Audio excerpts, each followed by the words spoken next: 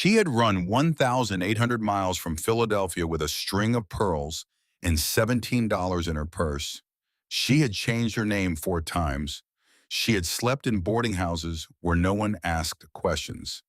And on a cold September afternoon in 1878, a stagecoach let her down in a Montana dirt road with no husband waiting, no cabin in sight, and 3 bearded men watching her from the tree line like wolves deciding whether to come down from the ridge. What she did not know was that the man hunting her had already followed her west. And what those 3 men on horseback did not know was that the woman in the navy blue dress was carrying 7 letters in her trunk that could hang a powerful man in Philadelphia. This is the story of Black Ridge Hollow. Stay with me until the end. The stagecoach stopped where the road ended, and the road ended in nothing at all. No husband waiting, no cabin rising out of the valley with smoke curling from its chimney, no sign of human life for as far as a man could see. Just 100 miles of Montana wilderness wrapped in the copper light of late September, and 3 bearded men on horseback watching her from the tree line like wolves deciding whether to come down from the ridge. Eliza Whitmore gripped a small leather bag in her right hand.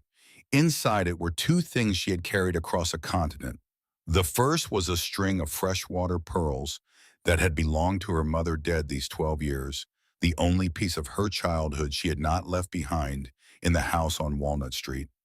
The second was a folded newspaper advertisement yellowed at the creases that she had read so many times she could recite it with her eyes closed. Strong woman needed, mountain homestead, hard life, fair man. The letter had promised a home. The letter had lied. She stepped down from the stagecoach without help. The driver, a gray-bearded man who had barely spoken 3 words to her, in 2 days tossed her trunk onto the dirt and tipped his hat without meeting her eyes. Then he snapped the reins and the coach rolled away, rattling back down the road it had come from, and the sound of the wheels grew smaller and smaller until the silence of the mountains swallowed it whole. Eliza stood there in the road, arrayed in her navy blue traveling dress. The dust had not yet settled. The 3 men had not moved. She was 22 years old. She had $17 in her reticule and a string of pearls she could not bear to sell. She had run 1,800 miles from the city of her birth to stand in this dirt road in a territory she had only ever seen on a map. And now the only 3 people within a day's ride of her were sitting their horses on the edge of the forest and staring at her as if she were a ghost who had walked out of a story they did not believe in. The one in the middle nudged his horse forward. He was the biggest man she had ever seen. 6.5 feet of him, maybe more, his shoulders broad enough to block the afternoon sun as he rode. His hair was the color of dark chestnut streaked by summer light, cut long enough to touch his collar, and his jaw was shadowed by 2 days of unshaven beard. He rode without hurry, the way a man rides who has nothing to prove to anyone, and when he drew close enough, she could see that his eyes were the color of whiskey held up to lamplight. Amber, watchful. The 2 behind him were his mirrors. 3 brothers she realized identical as 3 cards pulled from the same deck. The same height, the same amber eyes, the same broad weather-carved faces.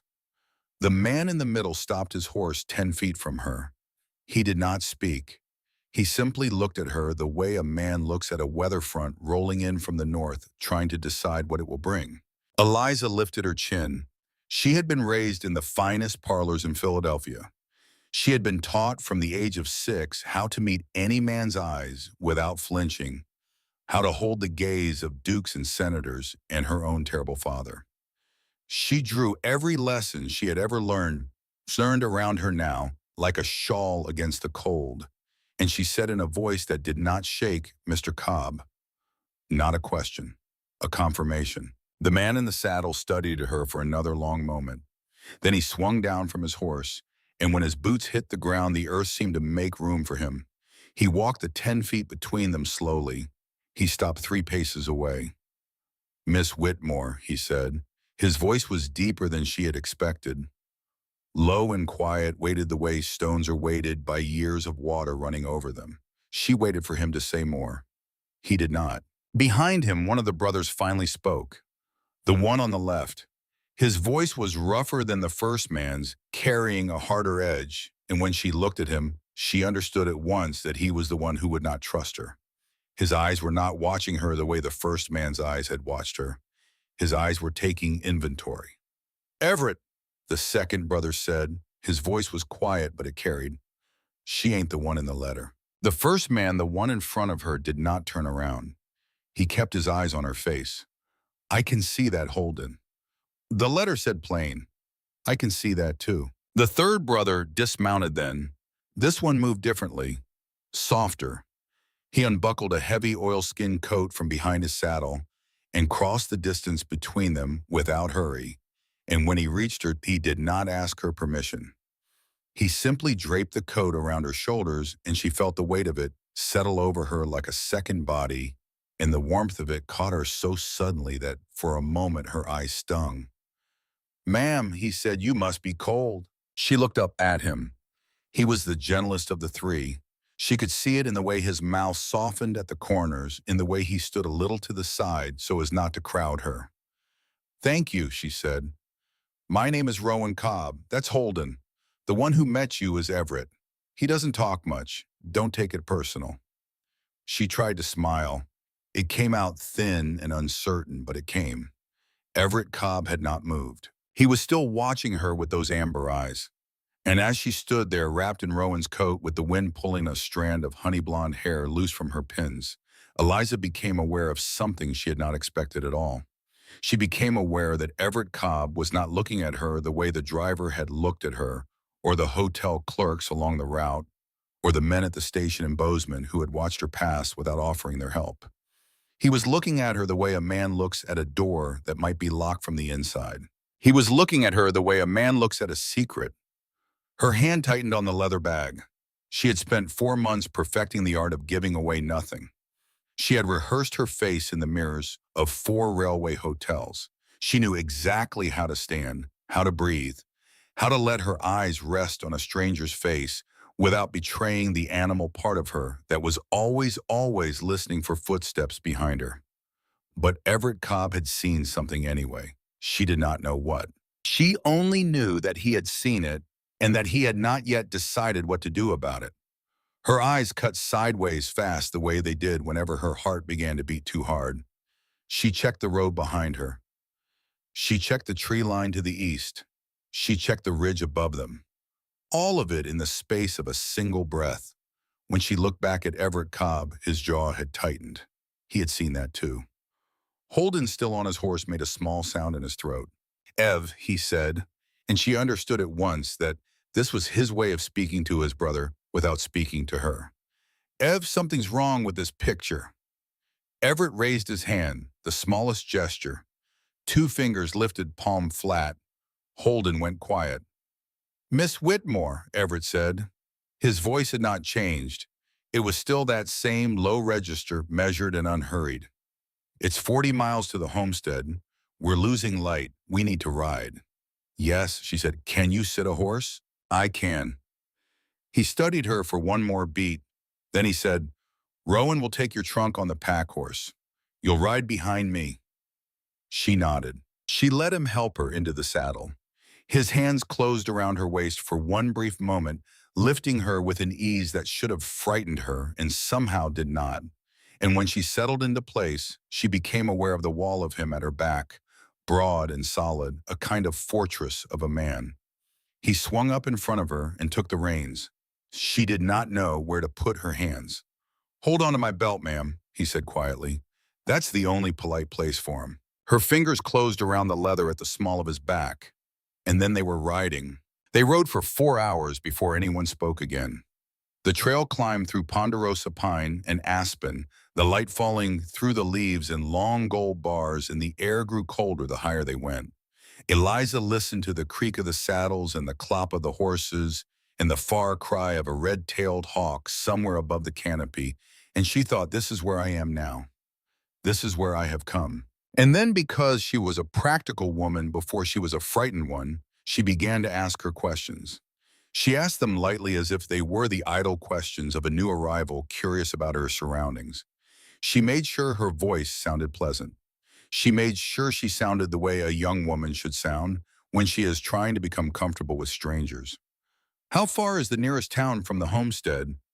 Everett's shoulders shifted in front of her. Copper Creek, he said. Day's ride, sometimes a day and a half, depending on weather. And the nearest neighbor, a pause, 10 miles more or less, old prospector named McCutcheon. He's mostly in his cups. And the road we came in on, is there any other way to reach the homestead? Another pause, a longer one this time. Game trails, Everett said.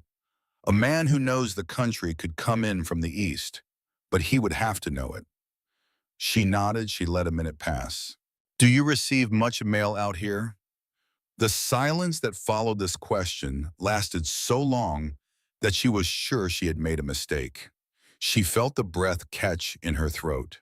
She forced herself to remain still, to keep her face turned calmly toward the woods on her left, and she willed the color out of her cheeks by sheer force of breathing. We go into Copper Creek once a month for supplies, Everett said. We pick up the mail then. I see, he said nothing more. But a moment later, very quietly, in a voice pitched so low that it was meant only for her ears, he said, 3 questions, Miss Whitmore. Most brides would have asked about the house. Her hand froze on his belt. She said nothing. He said nothing. They rode on. Behind them on his own horse, Holden Cobb caught his brother Rowan's eye and held it for one long moment. Rowan looked away. Holden did not. And up on the lead horse, riding through the last of the afternoon light, with a strange woman clinging to his belt and a storm of questions building behind his amber eyes, Everett Cobb made a small, private decision that would change the shape of the rest of his life.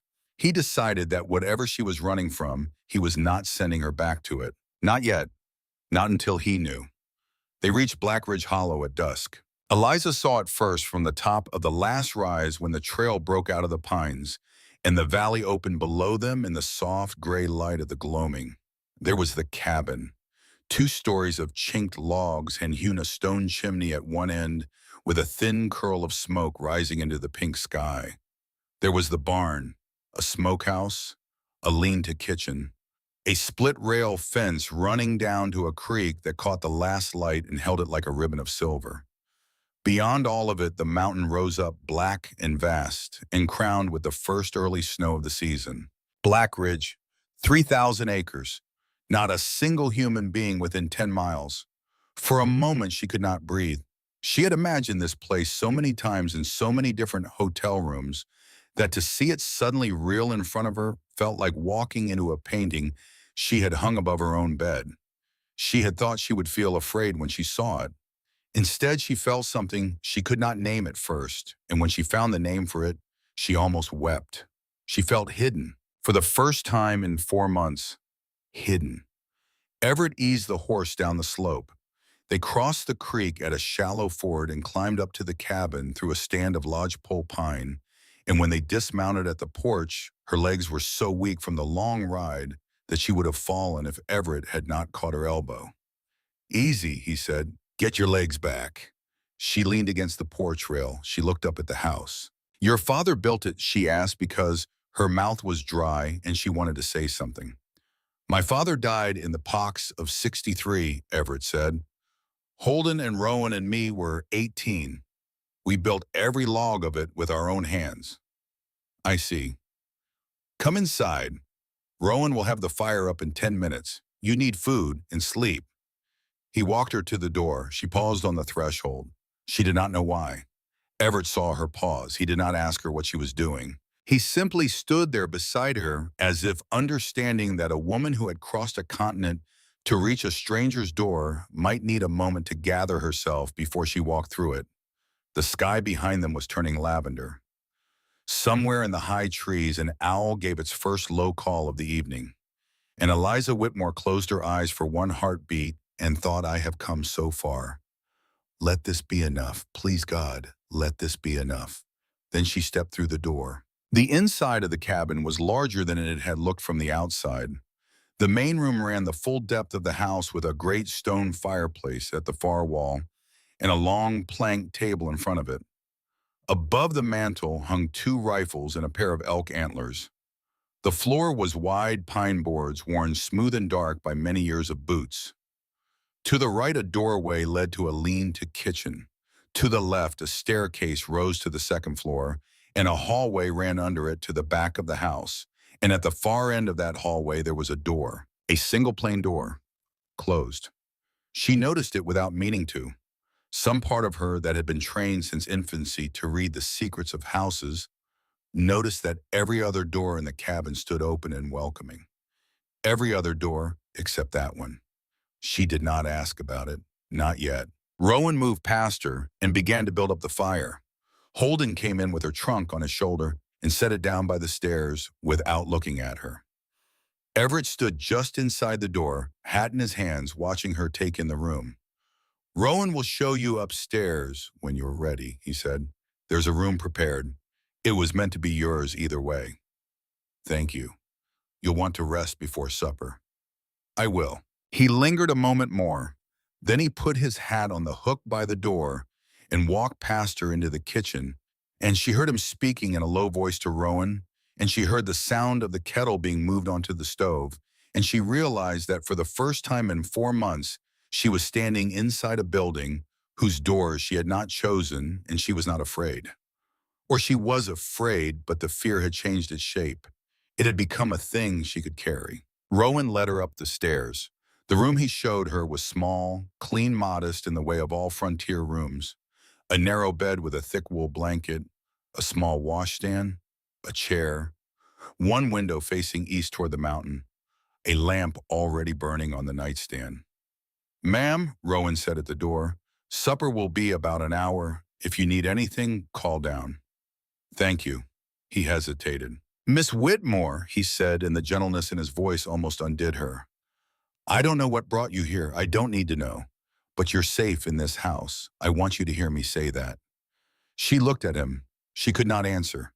He nodded as if she had, and he closed the door softly behind him. Eliza stood alone in the little room for a long moment. She set her leather bag on the bed. She walked to the window and looked out at the mountain. The sky had gone deep blue now, pricked with the first stars, and somewhere far off a coyote called, and another answered, and the loneliness of the country rose up all around her like water. She turned back to the bed. She opened the leather bag. She took out the newspaper advertisement. She took out the pearls. She laid them both on the rough wool blanket, and then for the first time since she had stepped off the train in St. Louis 4 months before, Eliza Whitmore sat down on the edge of a bed and put her face in her hands and let her shoulders shake without sound. She did not cry for very long, but she cried. And down in the kitchen, Everett Cobb stood with his back to his brothers and his hands flat on the plank counter, and he stared at the cast-iron kettle on the stove, and he did not move. "Ev," Holden said from the table, and his voice was hard. "Don't. I'm going to say it. Don't say it. She ain't the woman you wrote for. That woman is running from something, and it is following her. I felt it 3 miles out of town. You felt it too, or you wouldn't have gone quiet on the ride." Everett closed his eyes for one beat. He had felt it. He had felt it from the moment she had stepped off the coach and swept that fast practice scan of the road behind her. He had felt it in the way she had held herself, the way a person holds themselves when they have rehearsed calmness so many times that calmness has become a second skin over something much older. He had felt it in her 3 questions. How far is the nearest town? How far is the nearest neighbor? Is there any other way in? Those were not the questions of a mail-order bride. Those were the questions of a woman measuring how long she could run before the wolves caught her. "She needs a night," Everett said without turning around. "She needs food. She needs sleep. Then we'll talk. And if what's coming behind her finds this road before we're done talking." Everett did turn around then. He looked at his brothers. Holden standing by the door with his thumbs in his belt, his jaw set like a man who had already decided how he would fight. Rowan still crouched by the fireplace with a piece of kindling in his hand, watching Everett with the soft, patient eyes that had always seen more than he said. "Then whatever comes down that road," Everett said quietly, "is coming through me first." Holden nodded once slow. "Through all 3 of us," he said. Rowan stood up from the fire. He set the kindling on the stone hearth. He crossed to the kitchen doorway and looked up the stairs in the direction of the closed door behind which a woman he did not yet know was crying without sound. "All three of us," Rowan said. And in the quiet of the cabin, above the crackle of the new fire and the low moan of the wind pressing against the log walls, the three Cobb brothers made the oldest promise men have ever made to one another without ever saying the words aloud. They would stand. Supper was plain: venison stew, cornbread, black coffee, a small glass bowl of wild honey on the table that Rowan had set there without comment, as if to mark the occasion of a guest. Eliza came down the stairs in a clean gray dress with her hair pinned up. Again, composed in that way Everett had already begun to understand was not composure at all, but a kind of armor she had been wearing so long she did not know how to take it off. She ate a little. She answered when spoken to. She did not volunteer anything. Holden did not speak to her. He spoke across her. Rowan asked her small questions about the journey, whether the stagecoach had been rough, whether she had been warm enough, whether she would like more bread. Everett said almost nothing at all. He watched her hands. He watched how she held her spoon. He watched the quick, small flicker of her eyes every time the fire popped or the wind shifted against the wall. She had the manners of a woman who had dined at tables with many forks. She had tried to hide it, and she could not. When supper was finished, Rowan and Holden rose and cleared the plates, and Everett remained at the table and said in that quiet voice of his, "Miss Whitmore, I'd like to speak with you a moment, if you are not too tired." Of course, he gestured to the chair across from him. She sat down. The fire cracked in the hearth. Outside, the wind had risen. Somewhere in the rafters, a timber settled with a soft creak. Everett folded his hands on the table in front of him. "I'll be plain," he said. "I wrote for a wife. I described what I was after. I was after a plain woman. A woman comfortable with silence and hard work and no expectations. That's what the agency agreed to send." "Yes, you are not that woman, Noon." She held his gaze. "No," she said, "I am not." He nodded as if she had just confirmed what he had already known, which of course she had. "Here is the arrangement I'm proposing to you, Miss Whitmore. It is the only one I'm willing to propose tonight, and you can take it or refuse it, and either answer will be respected." She waited. "You'll have the room upstairs. That's yours. I'll sleep in the storeroom off the kitchen until spring. There is no obligation between us beyond roof and food. You'll manage the house. You'll help with the books. Rowan and Holden and I will do the outside work. If when spring comes you want to leave, I will pay your passage to any town in this country you care to name. There will be no judgment in it. There will be no price on it. You'll walk out of here the same way you walked in." He paused. "And in the meantime, no one will ask you a single question about who you are or where you came from that you don't choose to answer first." She stared at him. She had not known what she had expected him to say. Something crueler, something that required her to negotiate, something that tried to make use of her weakness. She had braced for all of it. She had rehearsed answers for all of it. She had not rehearsed an answer for kindness. For a moment, she could not speak. She looked down at her hands in her lap. She looked at the scarred surface of the plank table. She looked anywhere but at his face. When she looked up, there were tears in her eyes she could not hide. "Why?" she said. It was the only word she had. Everett Cobb considered her across the table. The firelight caught in his amber eyes and lit them from within, and she saw something there she had not seen in any man's eyes for a very long time. She saw patience. "Because 4 years ago," he said quietly, "my wife came down with fever in the spring, and I was too busy running this ranch to sit with her the way I should have, and I buried her before the end of May. And every day since then, I have asked myself what I would have done different if I had known what I was about to lose. And I think, Miss Whitmore, that what I would have done different is I would have been kinder to her and to every frightened person who ever came to my door." The fire cracked. Eliza wiped her eyes with the back of her hand. "Mr. Cobb," she said. "Everett," he said, "if we're to be under the same roof, Right? Yes, ma'am. I will accept your arrangement. All right, and I will try to earn it. I have no doubt that you will. He stood up. He crossed to the hook by the door and took down his hat.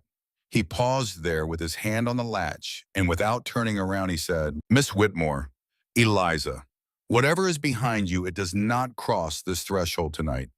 You have my word on that. He opened the door and stepped out into the dark to check on the stock. She sat at the table alone for a long time. She listened to Rowan drying dishes in the kitchen. She listened to Holden outside somewhere splitting a last piece of kindling in the cold. She listened to the great, huge breathing silence of the mountain all around her. And somewhere deep inside her chest, in a place she had not been able to reach for 4 months, something very small and very stubborn began to loosen. A knot. A knot she had forgotten she was carrying. It was past 11 when she finally climbed the stairs to her room. She washed her face in the basin. She brushed out her hair. She laid her dress over the chair, and she slid beneath a heavy wool blanket. The mattress was hard and unfamiliar, and the pillow smelled of lavender sachet, which meant that someone, probably Rowan, had put one in the bedding in preparation for her arrival. She closed her eyes. She slept harder than she had slept in months. She woke once in the night. It was very late. The moon had moved around the house and was shining through the east window in a cold silver square, and the wind had died and the cabin was still. She did not know what had woken her. She lay still for a moment listening. Then she heard it, a footfall, soft, heavy, a man's boot on gravel, outside. She slid out of bed and crossed to the window. She did not open the curtain. She pulled the edge of it back no more than an inch, and she looked down into the yard. Holden Cobb was standing in the yard in the moonlight. He had a rifle across his forearm. He was not walking patrol. He was standing very still, facing the road that came down out of the pines from Copper Creek, and he was listening. He stood there for a long time. Eliza let the curtain fall. She went back to bed. She lay in the dark with her eyes open and her heart beating hard under the blanket, and she understood, with a clarity she had not had since leaving Philadelphia, that Holden Cobb was not standing in the yard because he feared a bear or a wolf or a drifter. He was standing in the yard because he believed something was coming, and he believed it tonight. Down in the kitchen, Everett was still awake. He had not been able to sleep in the storeroom he had set up for himself. He had lain on the cot for an hour listening to the sounds of the house, and then he had risen and pulled on his boots and come down to the fire and put more wood on it. He had stood there with his back to the hearth for a long time thinking. At midnight, he had heard Holden come down the stairs, take the Winchester off its pegs, and go out into the yard. He had not gone after him. Holden would tell me what needed telling in the morning. Now in the small hours before dawn, Everett pulled on his coat and stepped out onto the porch. The sky was the deepest blue it got before it began to pale toward dawn. The first frost of the season was on the rails of the fence. Holden was still in the yard. Everett crossed to him. Anything, he said quietly. No. Why are you out here, Holden? Holden shifted the rifle in his arm. Because I rode into Copper Creek the afternoon we went to get her, he said. And while I was at the feed store, a man came in looking for her. A man in a broadcloth coat, too fine for dust. He had a Philadelphia accent, Evem. He was asking after a young lady blonde traveling alone, possibly under the name Whitmore or possibly under another name. He had $500 for any man who could tell him where she went. Everett's hand closed on the porch rail. Who did he talk to? Carver at the feed store. Carver told him he hadn't seen any such woman. The man said he was staying at the hotel for a week while he made inquiries. Said he had business in the territory and could afford to wait. And you didn't tell me. I told you now. You might have told me before I brought her up the mountain. Holden looked at his brother for a long moment. If I had told you before he said, you would have brought her up the mountain anyway, wouldn't you? Everett did not answer. He did not have to.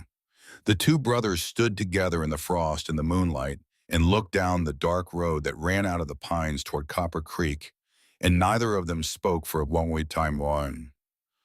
Ev, Holden said at last, What are we going to do? Everett breathed out slowly. The breath steamed in the cold. In the morning, he said, I am going to sit her down at that table, and I am going to ask her to tell me what she is running from. And then Holden, we are going to decide, the three of us and her, together. And if it's bad, it's bad. She wouldn't be here if it wasn't. And if they come. Everett turned and looked up at the dark window of the room where she was sleeping. The wind pressed against the log walls. The first gray was just beginning to show above the eastern ridge. Inside the cabin, the fire had died down to a red heart of coals, and at the far end of the hallway, behind a door that had been closed for 4 years, a room full of a dead woman's things waited in the dark to be remembered. And upstairs, in a narrow bed under a wool blanket, the woman who had stepped off the stagecoach into nothing at all slept for the first time in 4 months, without her hand on the leather bag beneath her pillow.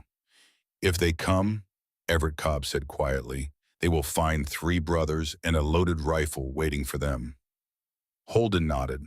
The brothers stood together in the yard. The mountain waited above them, vast and black and crowned with the first snow of the year that was about to change every one of their lives. And somewhere down in Copper Creek, a man in a broadcloth coat, too fine for dust, was unpacking his bags in a hotel room with a view of the only road that led up to Black Ridge Hollow, and he was opening a leather folder on the writing desk by the window, and he was taking out a small ink portrait of a young woman with honey blonde hair and cornflower blue eyes, and he was studying it in the lamplight with the patient, unhurried attention of a man who had been paid a very great deal of money to make absolutely certain he did not make a mistake. His name was Thaddeus Pell. He worked for a man named Silas Hargrove, and he had all winter. Morning came to Black Ridge Hollow in that slow way that high country mornings come the dark, lifting off the mountain in long blue stages before the sun itself ever showed its face. Eliza woke before first light and lay still for a full minute in the strange bed, trying to remember where she was. The lavender sachet in the pillow, the rough weave of the wool blanket against her chin, the cold pressing at the window glass.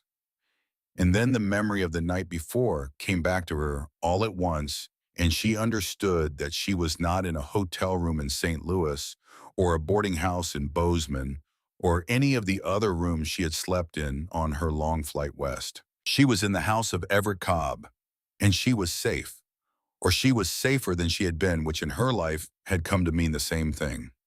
She dressed quickly in the cold. She washed her face at the basin, pinned her hair, and went down the stairs. Everett was already at the kitchen table.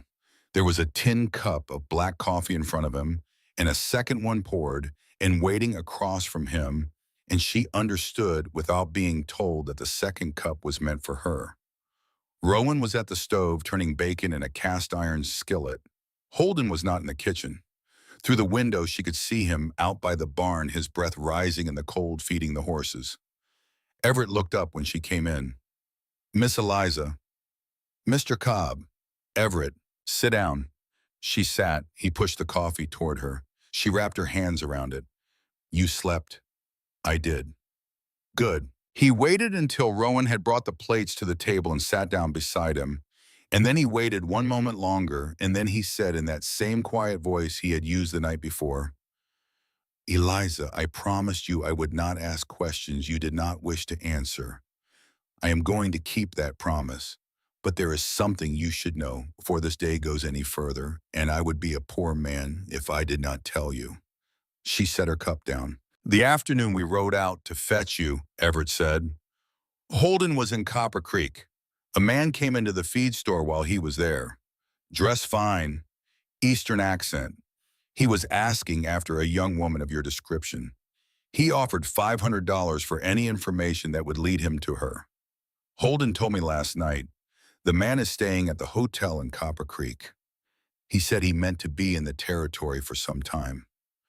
Eliza did not move. She sat with her hands around the coffee cup, and she felt the heat of the tin through her palms, and she understood with a sudden terrible clarity that the 4 months she had spent running had bought her exactly the 20 hours she had slept under this roof, and not 1 minute more. Rowan reached across the table. He did not take her hand. He simply laid his own large scarred hand flat on the wood beside hers, close enough that if she wanted to, she could have touched it, far enough that she did not have to.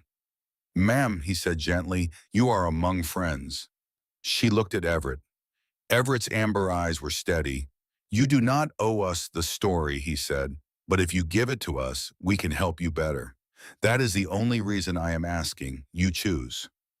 She closed her eyes for one long beat. She thought of the advertisement folded in her leather bag. Strong woman needed, hard life, fair man.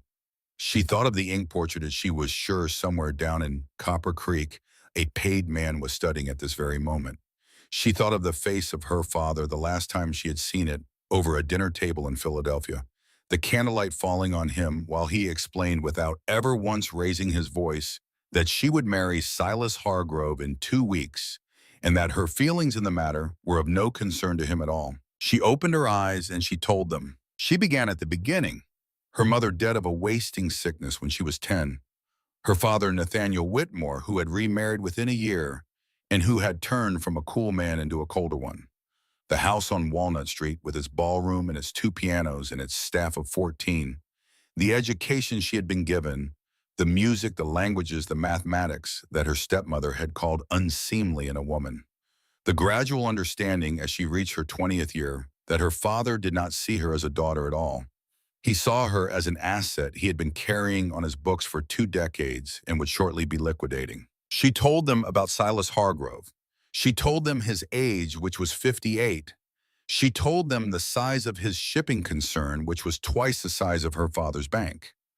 She told them about the 2 wives. The first had fallen down a staircase while carrying the child that would have been Hargrove's heir. The servants had been sent away for the afternoon. There had been no witnesses. The second had married Hargrove in the spring and had been buried by the summer. The official cause had been a wasting disease. Her own family had not been permitted to view the body. Rowan had gone very still while she spoke.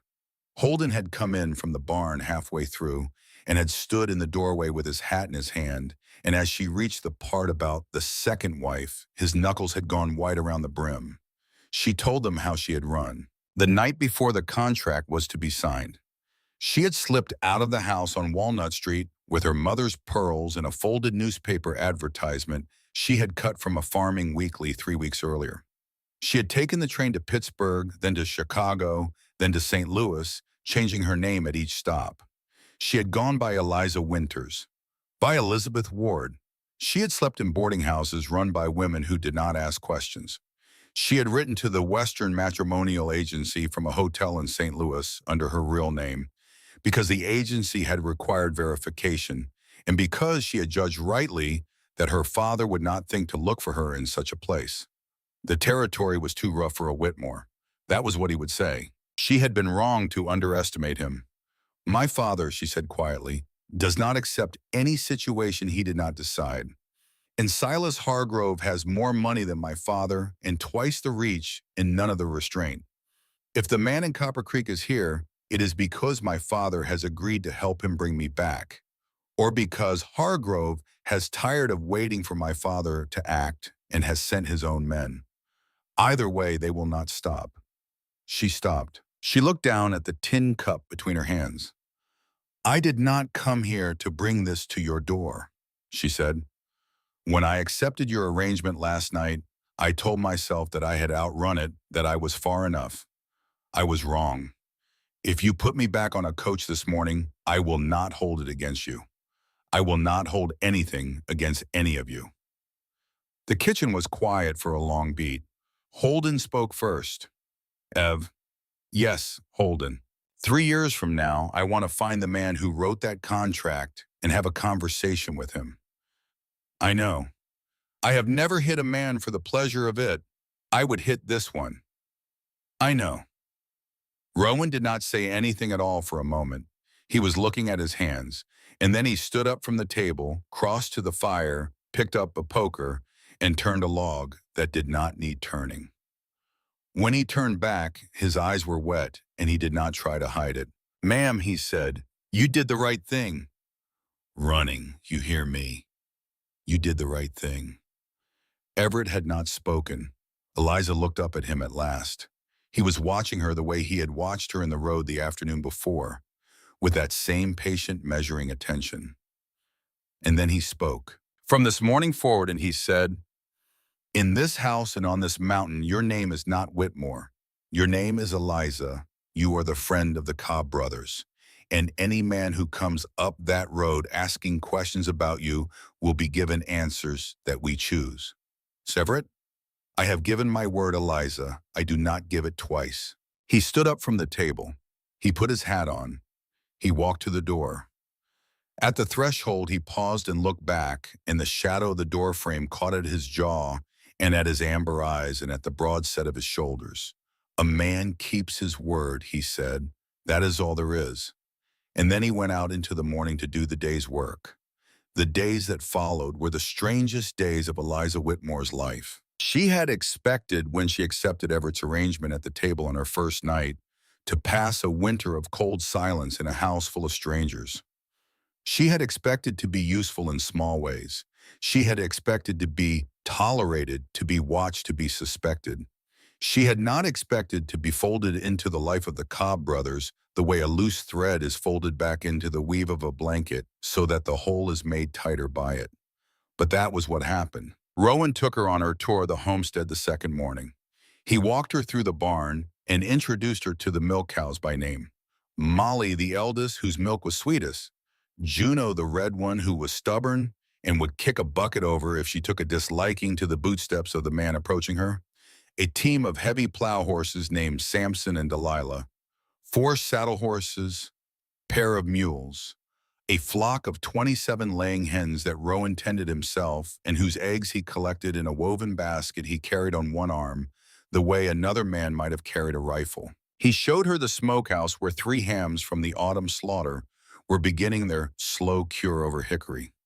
He showed her the ice house dug into the side of the hill and packed with sawdust. He showed her the root cellar. He showed her the spring house over the creek where the milk was kept cold and the butter was churned.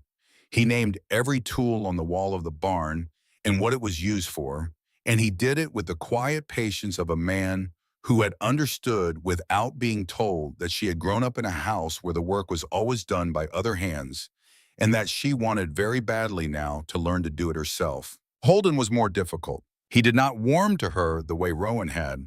He did not grow cold to her either. He was simply watchful.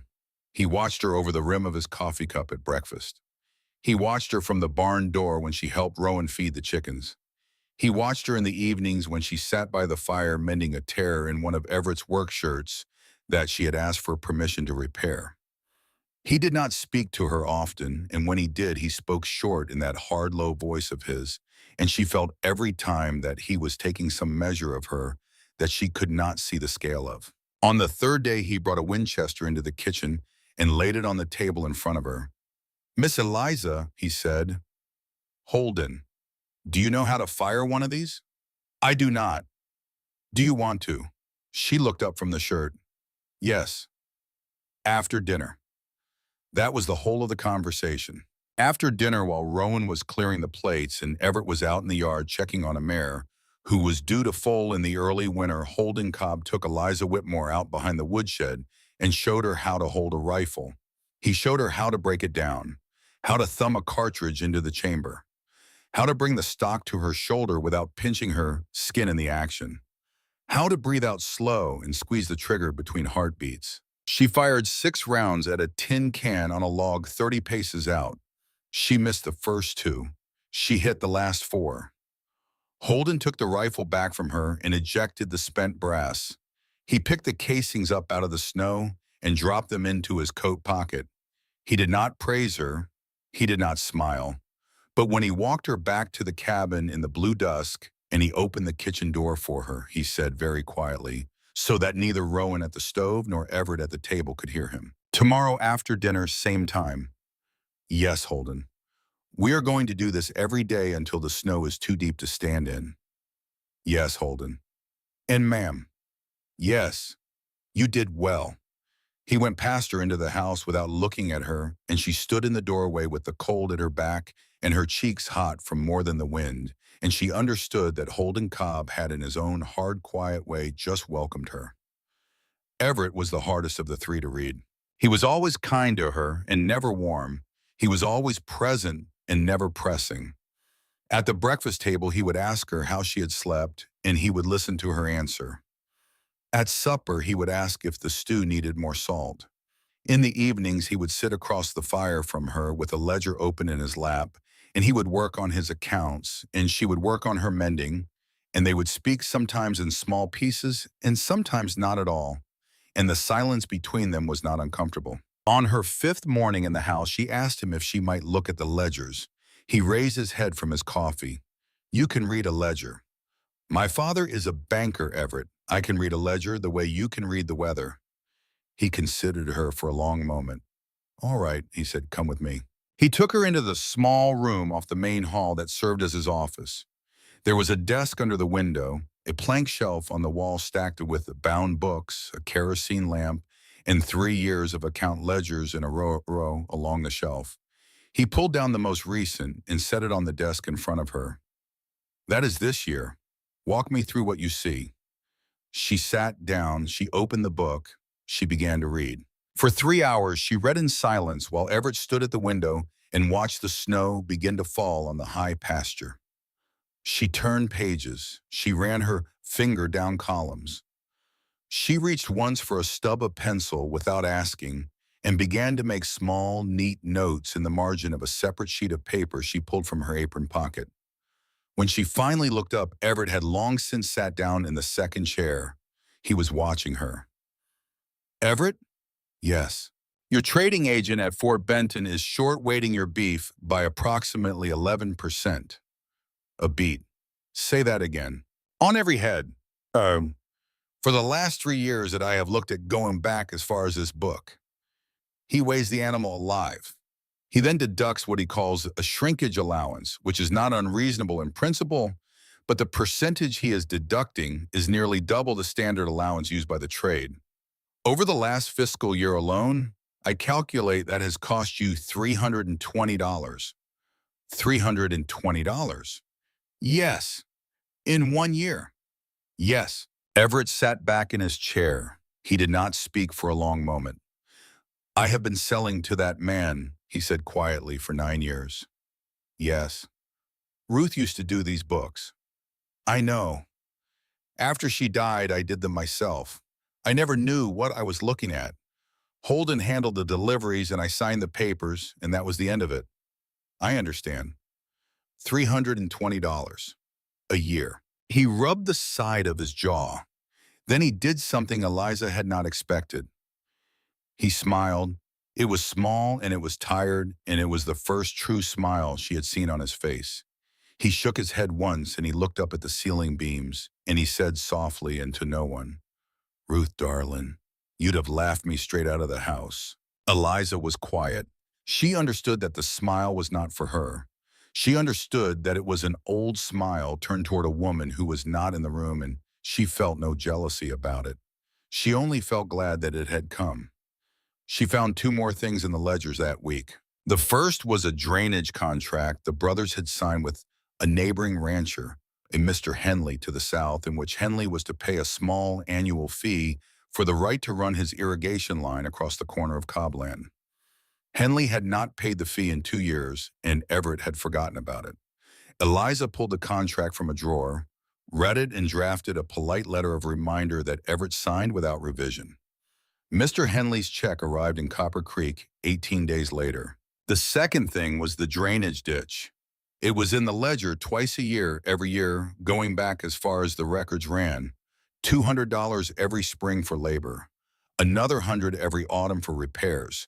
Eliza saw the pattern immediately. "Everett." "Yes." "You are paying $300 a year to maintain a drainage ditch on the north field." "The one above the creek?" "Yes." "You dig it out every spring because it floods every spring." "It has always flooded." "Because you dug the ditch in the wrong direction, Everett." A long pause. "What?" It is dug on a true north-south line. The creek turns east below the field by approximately 15 degrees. If you cut the ditch at an angle of 15 degrees toward the creek, it will drain naturally with the fall of the land, and you will never flood again. Everett stared at her.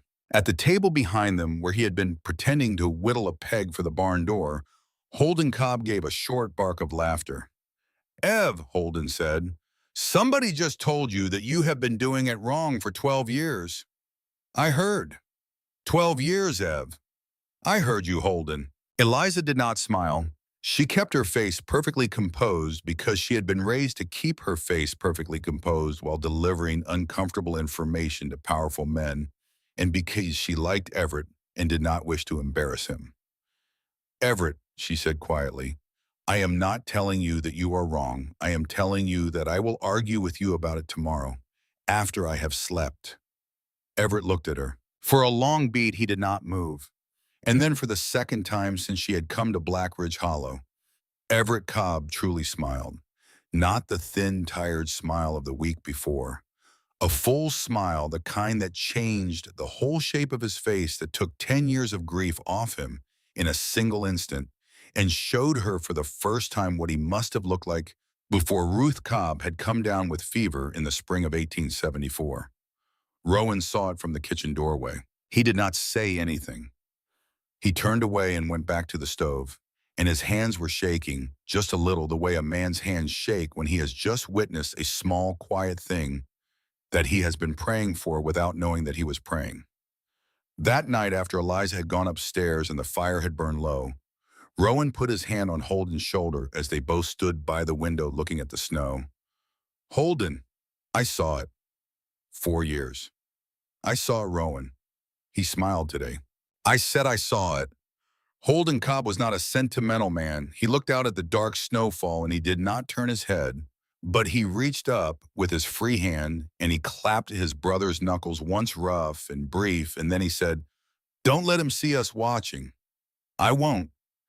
If he thinks we are watching, he will close up again." "I know. He is a proud man, Rowan." "I know, Holden. Pride is what has held him up for 4 years. Pride and guilt. I do not want her to take the pride. I only want her to take the guilt." The week after the drainage ditch conversation, Eliza found the door. She had found it before, of course. She had noticed it on the evening she first stepped into the cabin, the one door in the long hallway that was closed when every other door stood open. She had not spoken of it. She had walked past it every day on her way to and from the ledger room. She had felt it behind her as she passed, the way a person feels a held breath in an otherwise silent room. One morning, carrying a basket of mending back from the kitchen, she stopped. She set the basket down. She placed her hand flat against the door. The wood was cold, colder than in the rest of the hallway, which meant no fire had been lit in that room for a very long time. She did not try the latch. She stood there for a moment with her palm on the wood, and then she lifted her hand and she picked up her basket and she walked on. But that evening over supper, she said, "Everett, the door at the end of the hall, is there a reason it is kept closed?" Rowan froze with a biscuit halfway to his mouth. Holden looked at his brother quickly and then down at his plate. Everett did not look up from his own plate. "It is a storeroom," he said. "I see. It is kept locked." "Of course." "Rowan," Everett said in a voice that was perfectly level, "pass the salt." That was the end of it. That night in her room, Eliza lay in the dark for a long time before she slept. She did not think badly of Everett for the lie. She understood the lie exactly. She had heard it in the flatness of the voice in which it had been spoken, and she knew that behind that door was the room of the first Miss Cobb. She knew it the way she knew the smell of lavender in a pillow. She knew it because she was a woman who had grown up in the kind of house where every family had at least one door behind which something was kept that no one was willing to touch. She understood. She was not going to ask about it again. She was going to wait. Because this, she thought, as the wind pressed at the window and the mountain breathed somewhere above the house in the dark, this is what she had learned in 22 years of being her father's daughter. She had learned that the doors people lock are the doors they are protecting themselves from not protecting themselves with. And a door like that will open when the person behind it is ready to open it and not 1 minute before. She could wait. She had become in the last 4 months very good at waiting. The days grew colder. The first true snow came on a Tuesday in the middle of October. Eliza woke to find the world changed entirely outside her window. The mountain gone white halfway down its shoulders, the barn roof white, the split rail fence picked out in white along every rail. She stood at the window and she watched the snow falling, and she thought, I have been here almost a month. A month was a long time not to be found. A month was also no time at all. Down in Copper Creek, 40 miles south, in a half-day's ride by a man in a hurry, Thaddeus Pell had paid for another week at the hotel. Pell had spent his 3 weeks walking Copper Creek the way a patient man walks any small town he intends to turn inside out. He had bought drinks at the saloon. He had eaten every meal at the small dining room attached to the hotel. He had struck up conversations with the postmaster, the blacksmith, the man at the feed store, the owner of the livery. He had not asked directly about Eliza Whitmore anymore. He had learned early in his career that direct questions produce closed mouths. Instead, he had become a friendly fixture, a soft-spoken gentleman with Philadelphia manners and a taste for good whiskey. He had let the town grow used to him, and he had watched the way a hawk watches for any thread that might lead out of Copper Creek and into the high country. On the 15th day of his residence at the hotel, a thread had presented itself. A rider had come down from the north that morning on an errand for a ranch 40 miles up the mountain. The rider was a big man, 6.5 feet tall, with a face that had clearly been cut from the same piece of wood as two other men Pell had seen in town the previous week at a distance. 3 identical brothers, a distinctive family, the kind of family a traveling lawyer might make note of. The rider had come into the feed store for a barrel of nails and a specific length of braided rope. He had paid cash. He had not spoken to anyone except the clerk. He had taken in his goods and ridden out of town. But on his way out, he had stopped at the general store to pick up a small package.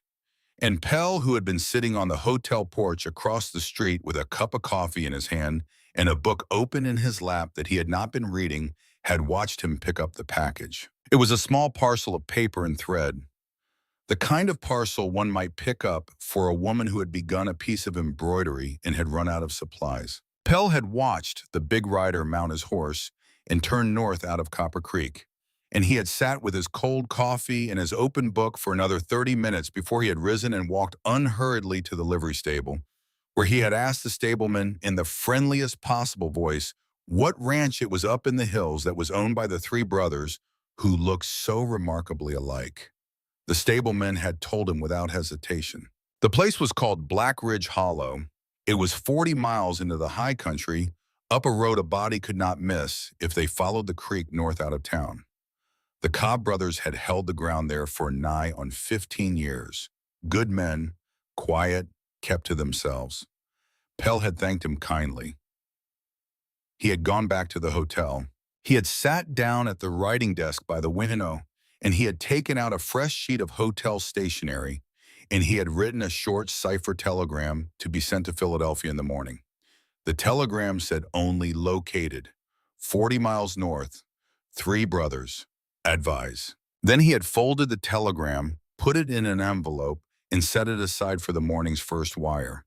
And he had gone down to the hotel dining room and ordered a quiet supper and a glass of good bourbon because he was a patient man, and patient men celebrate small victories quietly. That evening upstairs at Black Ridge Hollow, Eliza Whitmore finished the embroidery she had begun on a kitchen curtain. It was a simple pattern of blue wildflowers along the hem, the sort of small decoration a frontier woman might add to a plain muslin curtain to make it feel less like survival and more like home. She stepped back and she looked at it. She held the curtain up to the kerosene lamp, and the lamplight came through the muslin and caught in the blue thread. Rowan came into the kitchen for a drink of water. He stopped at the doorway when he saw her. "Ma'am." "Rowan, did you do that today?" "I did, with the thread you brought up from town." He looked at the curtain for a long moment. "That is pretty," he said. "That is very pretty, Eliza." "Thank you, Rowan." He went to the water pitcher and poured himself a cup. He drank it slow. When he set the cup down, he said in that soft, low voice that always sounded like it had come across some deep, still water to reach the listener. "Ma'am, I have not said it yet because my brother Everett does not like fuss. But I am going to say it now. You have put a quiet back into this house that has not been in it since Ruth passed. I just wanted you to know that you have done that, and I wanted to thank you for it." She could not answer for a moment. When she did, her voice was not quite steady. "Rowan." "Yes, ma'am. I am very glad to be here." He nodded once. He went back out into the main room, and Eliza stood in the kitchen in the lamplight with her blue embroidered curtain in her hands, and outside the window, the snow was falling steadily on Montana, and far down in Copper Creek, a thin man in a broadcloth coat was sealing an envelope in a hotel room with a view of the only road that led up the mountain. The distance between those two rooms was 40 miles. The winter between them was about to close that distance to nothing at all. November came down on Black Ridge Hollow, the way November comes down on any high country in Montana, which is to say without warning and without apology. 3 days of steady cold rain turned to sleet, turned to snow. The snow came in soft at first, as if feeling its way, and then it came in heavy, and for 2 full days, no one rode more than 100 yards from the cabin door. On the third morning, the wind dropped, and the sky came open in that hard glass blue that high country men learned to distrust. And Everett Cobb stood on the porch with his coffee and looked up the north pasture and said to no one in particular, "We need to bring the herd down before the next one hits." Holden heard him from the barn. Today, today. Rowan came out onto the porch buttoning his coat. His breath steamed in the cold. He looked up at the mountain where the first line of dark cloud was already forming along the high shoulders like a bruise under skin, and he said, "She told me once back in September she could sit a horse." "I remember," Everett said. "If she's willing, the four of us will do it faster than three." The three brothers looked at each other, and an agreement was made, the way they had been making agreements since they were 18 years old without a word spoken. Eliza was willing. She had been waiting, in fact, for some work that was hers to do alongside them and not apart. She borrowed a pair of Rowan's old wool trousers and one of Holden's heavy flannel shirts and a coat of Everett's that was so long on her it hung below her knees. She twisted her hair up under a man's wool cap. When she came out onto the porch dressed that way, Holden looked at her for one beat longer than he needed to and then turned his head and said to no one, "Well, all right then." They rode out at 9. The high pasture was 2 miles up the valley, and the cattle were scattered across it in small clumps the way cattle scatter when they have been left to themselves for a week. There were 42 head. The plan was simple, and the plan was old. Holden and Rowan would work the far side and push the herd down toward the creek. Everett would take the near flank. Eliza would ride the draw and keep the strays from cutting east into the timber. "If one breaks east," Everett told her, "let it go. Do not chase it into the trees. We will come back for it tomorrow. Your job is the line. Stay on the line." "Yes, Everett." "And Eliza." "Yes. If you see anything at all in those trees that does not belong, you turn that horse and you ride straight for me. You do not stop. Do you hear me?" "I hear you." He touched the brim of his hat and he rode away to take his flank. It was good work. It was hard work. It was the kind of work Eliza Whitmore had never done in her life and had never been allowed to do. She sat the horse and she rode her line, and when a black yearling broke out of the main herd and tried to cut past her toward the timber, she turned her mare and headed it off and drove it heart-pounding back toward the creek and the rest. She did this 4 times in the first hour. By the end of the second hour, she had mud on her coat, and her cheeks were whipped red by the cold, and her fingers inside her gloves were aching, and she understood with a clear, uncomplicated pleasure that she had not been this happy since she was a child in her mother's garden. It was in the third hour that the calf got stuck. The herd was mostly down by then. Holden and Rowan had pushed the main bunch across the creek and into the lower pasture. Everett was walking his horse along the tree line counting heads. Eliza was following the last stragglers at a slow walk, and she came up over the little rise that led to the creek ford, and she saw the calf. It was a red bull calf, perhaps 4 months old. It had broken away from its mother at some point in the push and had wandered down into the creek bottom, and it had gone through a weak place in the ice and was stuck belly deep in the freezing mud at the edge of the water. Its mother was on the bank above it, bawling. Eliza rode up.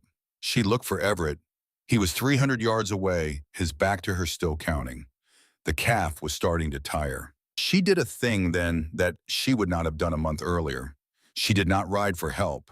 She dismounted, tied her mare to a willow, and she waded into the creek. The cold hit her through the wool trousers like a struck bell.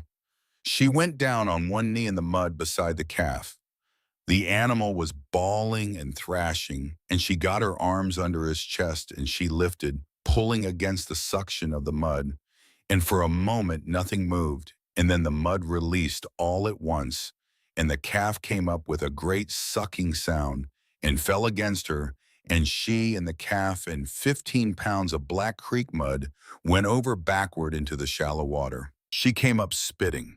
The calf scrambled to its feet and staggered up the bank to its mother, who licked at it frantically, and Eliza sat in the cold water with mud in her hair and her hat floating 10 feet downstream, and for a long, astonished moment she did not move. She heard hoofbeats. Everett was riding up fast. He came off his horse before it had stopped moving. He splashed into the creek, got his hands under her arms and lifted her clear out of the water as if she weighed nothing. He set her on the bank. He took off his coat. He wrapped it around her. He took her face between his two big calloused hands, and he looked at her, and his amber eyes were wider than she had ever seen them. Eliza. I'm all right. Eliza. Everett, I am all right. You could have drowned. It was a foot of water. It is 32 degrees. I got the calf out. He stared at her, and then very slowly he began to laugh. It was a rough, uneven sound, as if he was surprised to hear it coming out of himself, and he did not stop right away.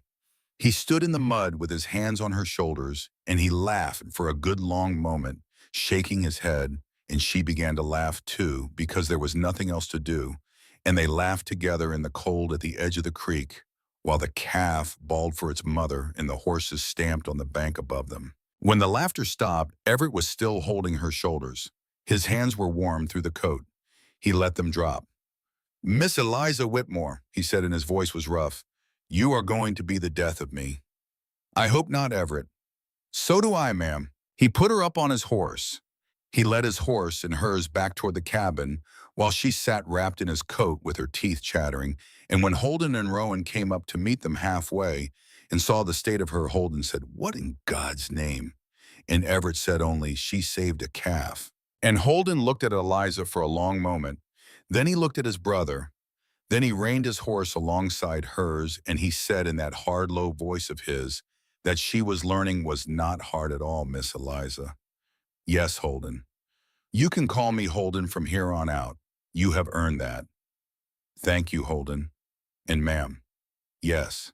If you ever pull a stunt like that again, without hollering for one of us first, I will personally throw you over my shoulder and haul you back to the cabin myself. I understand. Good. That evening, after she had taken a long hot bath in the copper tub in the kitchen, and Rowan had hung her wet clothes by the stove, and Everett had brought her an extra quilt from his own bed, the four of them sat down to supper, and there was a new thing at the table that had not been there before. There was laughter in it, not a great deal. The Cobb brothers were not a great deal of laughter, any of them. But there was a thread of it that ran through the meal in Holden's dry asides and Rowan's soft chuckle, in the tall, unhurried smile that kept returning to Everett's mouth whenever he glanced at Eliza across the table. She noticed the smile. He did not know that she noticed it, but she noticed. After the dishes were done and Rowan had gone up to bed, and Holden had gone out to check the stock one last time, Everett and Eliza sat alone by the fire. He had the ledger on his knee, a habit. He was not writing in it. She had her mending. They did not speak for a time. Then Eliza said quietly, without lifting her eyes from her needle, Everett, may I ask you something? You may. The room at the end of the hall. A beat. Yes. I am not asking you to open it. I am not asking you to tell me what is in it. I know what is in it. I have known since my first night in this house. He did not answer. He was looking at the fire. I only want to say one thing, she said, and then I will not speak of it again unless you wish to. Say it. A door can be locked to keep a thing in.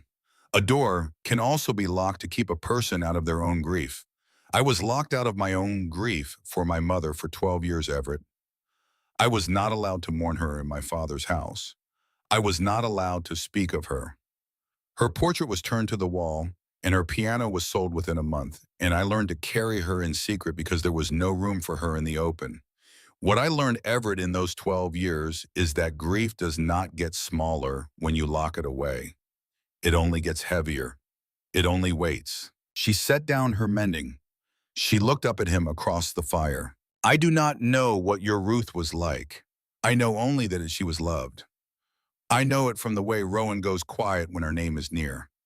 I know it from the way Holden's jaw hardens. I know it from you, and I would not dare to open that door. That door is yours, but I will tell you that whenever you are ready to open it, Everett Cobb, there is a woman sitting across this fire from you who has opened a door like that one and who will sit with you on the other side of it if you wish her to. The fire cracked. Everett did not move for a long time. Then he closed the ledger. He set it aside. He stood up from his chair and he crossed to the fire. And he stood with his back to her, his hands flat on the stone of the mantel, his broad shoulders lit from beneath by the low red glow. She could see the rise and fall of his breath through the cloth of his shirt. She could see the small, fine tremor in the backs of his hands. Eliza. Yes, Everett. Not tonight. No. But soon, when you are ready. Thank you. He did not turn around. She did not press. After another moment, she picked up her mending again, and he stood with his hands on the mantel for a little while longer, and then he crossed the room and went out the front door and into the cold to check the sky one more time before bed. When he came back in, he did not look at her. He nodded once to her as he passed. He went down the hall and up the stairs to his own room. Eliza sat alone by the fire for a long time. She listened to the cabin settle. She listened to the wind find the loose shingle above the kitchen that Rowan had been meaning to fix for a week. And she understood with a quiet certainty she had not felt in a very long time that Everett Cobb was going to open that door. Not tonight and not tomorrow, but soon. And that when he did, she was going to be in the house when he walked out of the room after. She wanted to be. She wanted to be very much. The first watch out of the trees came 4 days after the calf. Eliza was outside hanging wash in the yard. It was bitter cold, too cold really for wash, but Rowan had brought down a load of linens from the linen press, and she had wanted the fresh air. She lifted a sheet up onto the roping, and as she stepped back, she turned her face instinctively toward the high ridge above the cabin. Something flashed. She did not see the thing itself. She saw only the flash the way sun catches on polished glass. One single bright point of light high up on the ridge in the stand of blackened pine just below the shale break. It was there for less than half a second. Then it was gone. Eliza's hand tightened on the clothes peg she was holding. She did not turn her head. She did not look back at the ridge. She finished hanging the sheet slowly and calmly the way a frontier woman would hang a sheet with no particular thought in her head. She bent down to the basket. She picked up another pillow slip. She hung it. She picked up another. She hung it. She did not look up.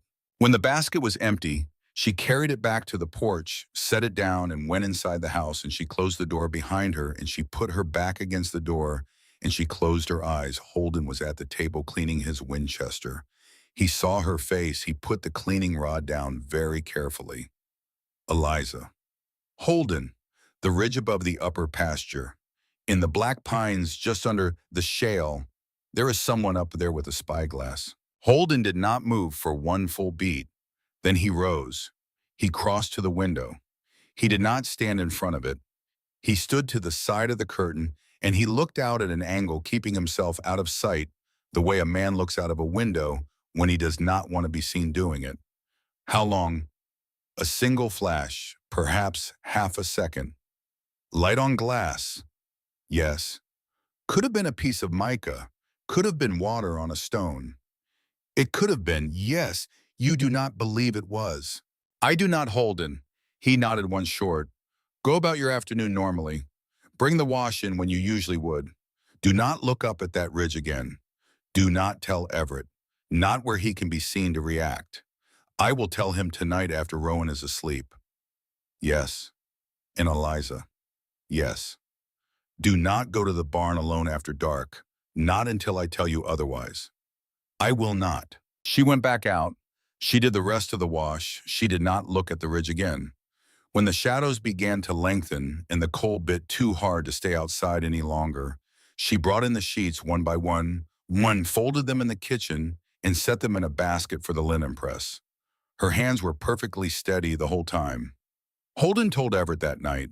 They sat together at the table after the others had gone to bed, 2 tin cups of cold coffee. Between them, the fire burned down, and Holden spoke low and flat, and he told his brother everything. The flash, the placement, the angle, the fact that no shepherd and no hunter had any business on that particular piece of ridge at this particular time of year because the pass above it was already snowed in. Everett listened without interrupting. When Holden was done, Everett was silent for a long time. How long do you think he has been up there? I do not know. A day, 3 days, a week. Eliza only saw him today because the sun came out for an hour. He could have been there since the first snow. He is watching the house. He is watching the road, I expect, and the house, counting heads, counting horses, learning the ground. He is scouting. Yes, for more. I would be if I was him. Everett sat with his hands flat on the table, and he looked at those hands for a long time. They were big hands, weathered, scarred across the knuckles from 15 years of fence wire and rope. A faint white line across the back of his left hand from a knife slip when he was 20. Another across the base of his thumb from a horse that had shied when he was 23. Ruth had held those hands. Eliza had seen those hands. And now those hands were going to have to do something he had not needed them to do in a long time. Ev. Yes, Holden. Tomorrow at first light, me and you, we go up there.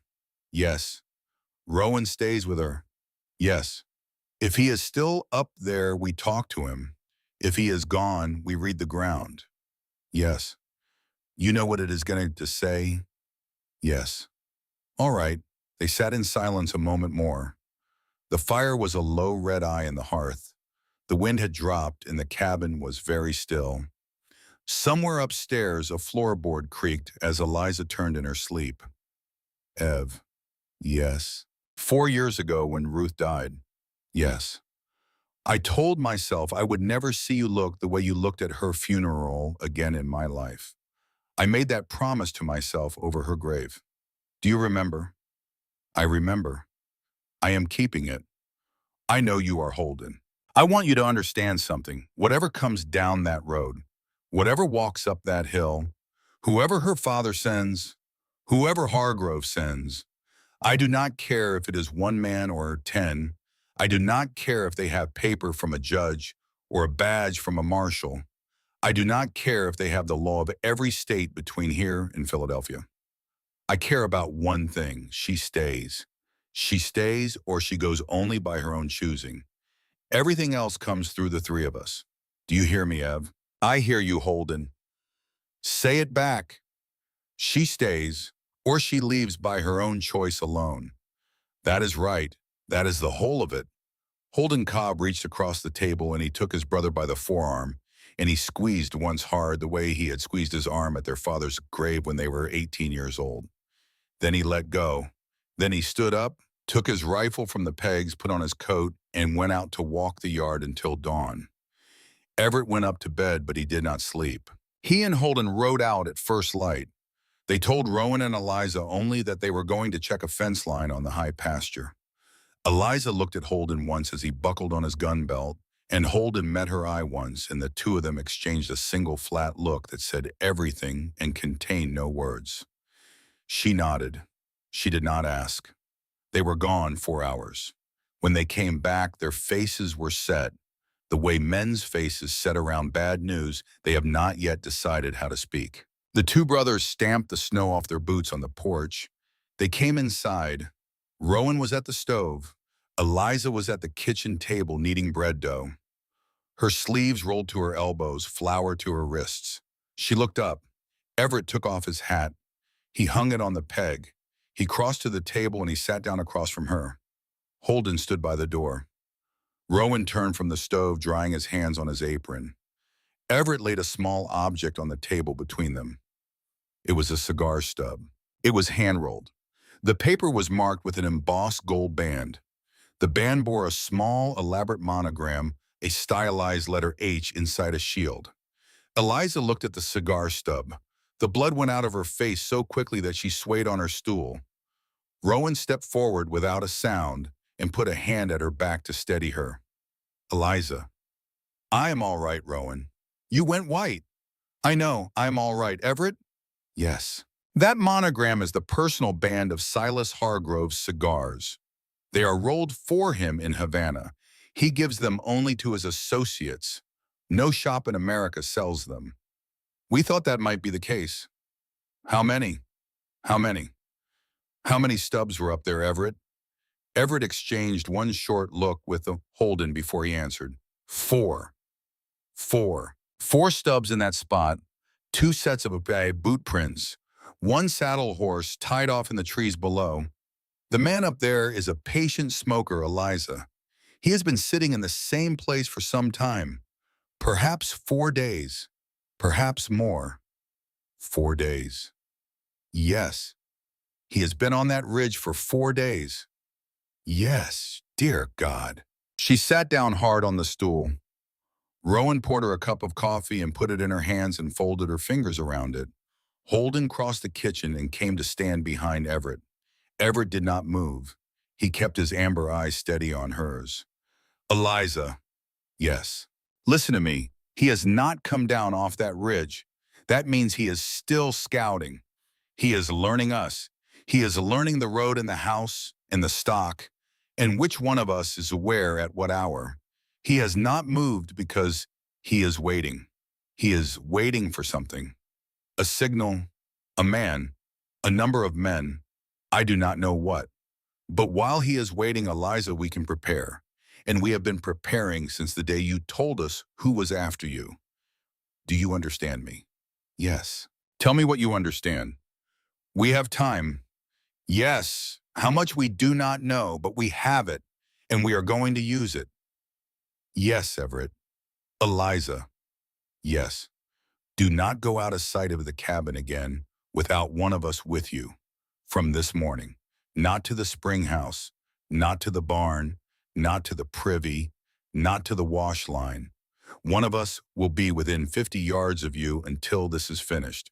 That is not a request, ma'am. I understand. Say it back. I will not go out of sight of the cabin without one of you. Thank you, Eliza. He reached across the table. He took her floured hand in his. He did not say anything. He simply held her hand on the plank surface for a long moment, his big callous palm closed over her small one, and he looked at her across the table the way he had looked at her at the creek 4 days before when he had thought for 1/2 second that she might have drowned. Holden and Rowan watched this. Neither of them said anything, but Rowan, when he turned back to his stove, pressed the heel of his hand briefly to his eye in the way a man does when he does not intend to cry and finds he is crying anyway. That night, long after the supper dishes had been washed and Rowan had gone up to bed and Holden had taken the Winchester out to begin his first full night of standing watch, Everett went down the hallway to the locked room. Eliza was in the main room by the fire. She heard his boots in the hall. She heard them stop outside the door. She heard the small metallic sound of a key being put in a lock. She did not move. She held very still, and she kept her eyes on the fire, and she did not look back down the hallway. She listened. She heard the lock give. She heard the hinges of a door that had not moved in 4 years creak open slow the way old hinges do. Then silence. A long silence. She did not know how long Everett stood in the doorway of that room. It might have been 5 minutes. It might have been 20. She did not turn her head and she did not count. She let him have it. Whatever was happening at the end of that hallway was his to have alone. And then at last she heard the hinges again. She heard the door close gently this time without the key. She heard his boots come back up the hall. He did not come into the main room. He went out the front door. She waited a long moment. Then she set down her mending. She rose. She took his heavy coat down from the hook by the door. She draped it around her own shoulders. She went out onto the porch. Everett was standing at the porch rail. His back was to her so he was looking up at the mountain under a sky bright with cold stars. She did not speak. She crossed the porch and she stood beside him at the rail. She did not touch him. She did not ask him anything. She simply stood there in the cold with the weight of his coat around her, and after a long time he spoke. I opened it. I know. I did not go in. That is all right. I will. I know you will. A pause. Ruth? Yes. She would have liked you. Eliza did not answer. She did not trust her voice. She reached out in the dark, and she laid her small hand over his on the porch rail, and his hand turned under hers, and his fingers closed around her fingers, and for a long time the two of them stood together on the porch of Black Ridge Hollow under the black vault of the Montana sky, saying nothing, while somewhere out past the barn, Holden Cobb walked his slow, steady watch in the snow, with a Winchester in the crook of his arm, and 40 miles to the south in a hotel room in Copper Creek. Thaddeus Pell opened a new telegram that had arrived that afternoon by Ryder from the railhead at Bozeman. The telegram was 4 words long. It read, Hargrove arrives next week. The week that followed those 4 words was the strangest week of Eliza Whitmore's life and of the 3 brothers' lives as well. They prepared. They prepared the way men prepare for a storm that is known to be coming and not yet in sight. Holden oiled every rifle in the house and laid out boxes of cartridges at 3 stations, one by the main door, one by the kitchen door, one in the upper hallway. Rowan nailed extra shutter bars to the first-floor windows and cut firewood enough for a siege.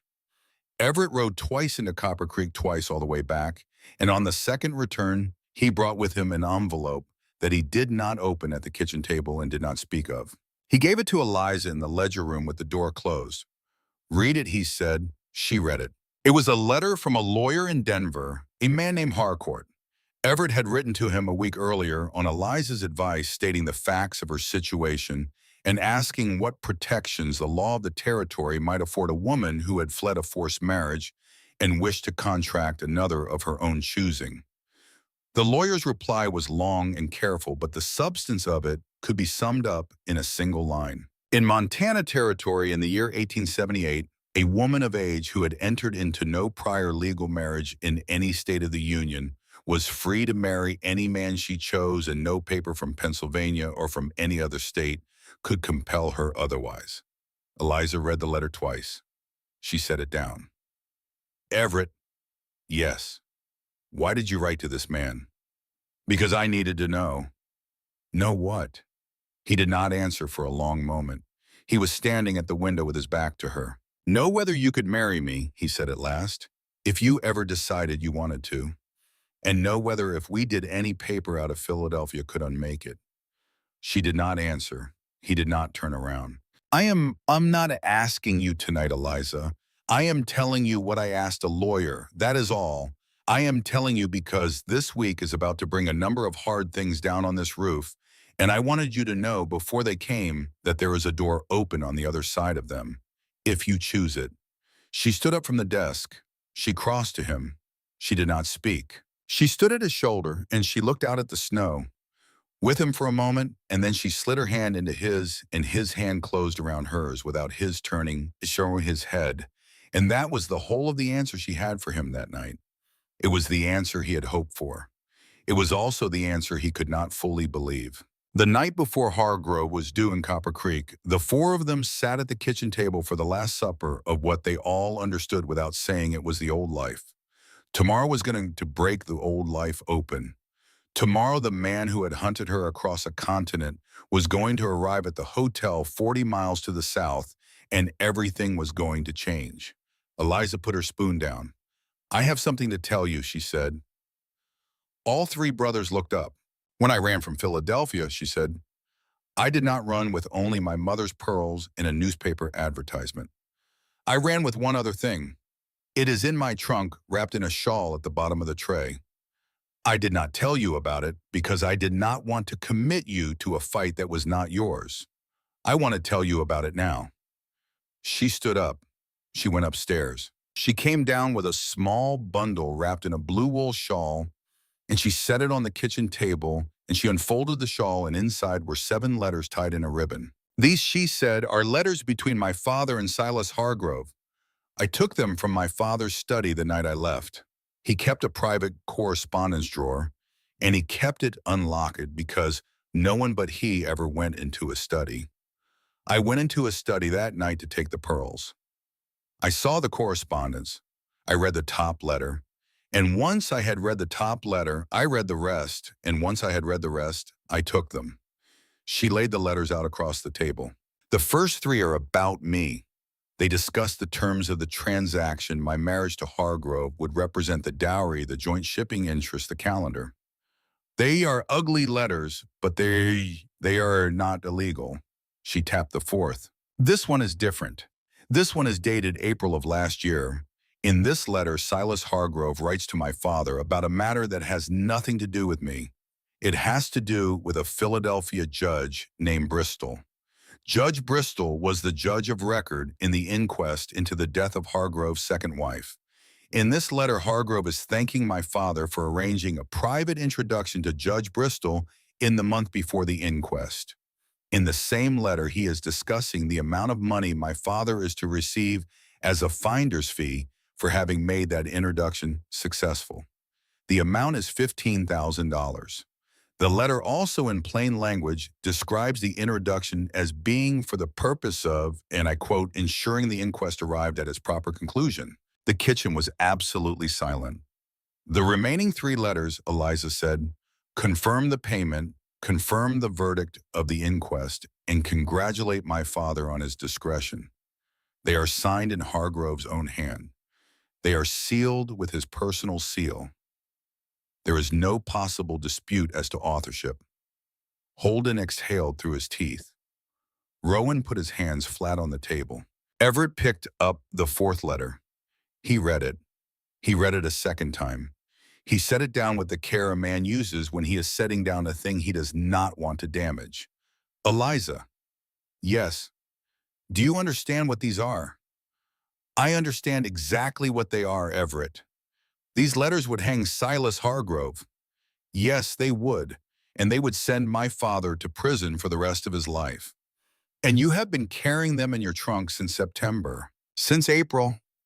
Since the night I ran." Everett looked at her across the table. He looked at her for a long moment. Then he said very softly, "Miss Eliza Whitmore, you are a remarkable woman. I am a tired woman, Everett, but I have brought you a weapon. I want you to use it." "How?" "There is a telegraph office in Copper Creek. There is a railroad office in Bozeman. There are 3 newspapers in Philadelphia that would pay a great deal of money for the content of these letters. Tomorrow morning before Hargrove arrives in Copper Creek, I want you to ride into town with me. I want you to take the full set of these letters with a notarized affidavit of their provenance, and I want you to give them to the station master at the Bozeman office to be sent under seal to a Philadelphia newspaper of my choosing with instructions to release them publicly if I am not alive and well, and in the Montana Territory on the 1st of February. Silence. "And then," she said, "I want us to meet Silas Hargrove in the street of Copper Creek in the light of day in front of witnesses, and I want me to tell him in front of those witnesses what has just been sent." Holden let out a sound that was almost laughter, but not quite. "Ma'am." "Yes, Holden." That is the coldest thing I have ever heard a human being say in a kitchen. It is not cold, Holden. It is practical. A man like Hargrove does not fear the law. He owns the law, but he does fear the loss of his name. His name is his shipping business. His name is his standing. If his name is broken on the front page of the Philadelphia Inquirer, his world ends. We cannot kill him. We cannot outshoot his men, but we can take his name away from him. And if we can take his name away from him, he will not come near us again as long as he lives. Everett looked at her for a long time. Then he said, "Tomorrow morning at dawn. Yes, we will all four of us ride. Yes, because I am not letting you ride into that town without me. I would not have asked you to." They rode at dawn. The sky was a flat iron gray. The snow had held off for 3 days, and the road down out of Black Ridge was passable, cold and hard, the hoofprints of every rider of the last week still frozen into its surface. They rode in a tight column. Everett at the front, Eliza at his left hand, Holden and Rowan behind. Everett carried the letters wrapped in oilcloth inside his coat. Eliza carried her own small revolver, a short-barreled Colt that Holden had given her the week before and had made her practice with until she could load and chamber it wearing gloves. They reached Copper Creek at noon. Copper Creek was a street of false fronts in the snow, a livery, a feed store, a general store, a bank, a church, a hotel, a dining room, a telegraph and post, 3 saloons, perhaps 200 souls in the town and in the ranches that stood within a morning's ride. Everett had lived within a day's ride of the place for 15 years and knew every merchant in it by name. They went first to the telegraph office. The station master was a man named Horace Beaumont, a thin, bespectacled man who had come out from Ohio in '67 and had been Copper Creek's wire operator ever since. Everett stood at his counter for 20 minutes. He did not show Beaumont the letters. He showed him the oilcloth packet, sealed and signed, and he paid Beaumont $10 in gold to hold the packet in the office safe and to send it by rider to the Bozeman railhead on the 1st of February if no contrary word had been received from Everett or Eliza Cobb by that date. Beaumont wrote the instructions out. Eliza signed them. Everett signed them. Beaumont signed them. Beaumont's clerk signed as witness. The packet went into the safe, and the safe door closed, and Beaumont locked it and pocketed the key. Then Eliza did something she had planned and told no one. She turned to Beaumont and she said, "Mr. Beaumont, I would like to send a telegram to the city desk of the Philadelphia Inquirer, care of Mr. Alfred Dunlap, senior editor. The text of the telegram is to read as follows. EW sends greetings from the Montana Territory. Further correspondence regarding the Bristol inquest with signed originals of April 1877 to be forwarded by rail February 1. Alfred Dunlap will know the handwriting." She turned her face to Everett. "My father does not read the Inquirer," she said, "but Silas Hargrove does. He reads it at breakfast every morning. He has a weekly clipping service. Alfred Dunlap was at Harvard with my uncle. He has already been warned by a letter I posted from Bozeman in October that certain materials might come into his hands. This telegram is my confirmation. Within 6 days, Hargrove will know a piece of the story. Within 8, his associates in Philadelphia will know. By the time we meet him in the street, he will already have heard of me. He will have come here to find me. He will find me." Beaumont sent the wire. The receipt cost $1.20. Eliza paid in silver. "Now," she said, stepping out into the cold, "we eat our dinner." They took a table at the hotel dining room. At 10 minutes past 1 in the afternoon, the stage from the south brought in 4 passengers. One of them was a stout, gray-haired man in a heavy sable-collared coat, and 2 were rough men who carried their coats open and their pistols visible, and the 4th was Thaddeus Pell. Silas Hargrove had come himself. The 4 men went into the hotel. The 4 at the dining room table went on eating. 40 minutes later, when Hargrove had washed and changed and come down to take his own meal, He walked into the dining room of the Copper Creek Hotel and he stopped in the doorway and he saw her. Eliza rose from her chair. The three brothers rose behind her. The dining room went very quiet. "Mr. Hargrove," Eliza said, and her voice was clear and carrying and absolutely steady, the voice she had been trained to use in every ballroom in the Philadelphia. "You have come a long way." Hargrove did not move. His eyes went to the three identical men behind her. Then they went back to her face. Then they went to the three tables in the dining room where quiet men of Copper Creek had set down their forks and were watching him without pretending to do otherwise. He was a man accustomed to rooms. He understood in the space of 3 heartbeats that this room was not his. "Miss Whitmore," he said. His voice was lower than she remembered. "I had hoped to have this conversation in private. I did not.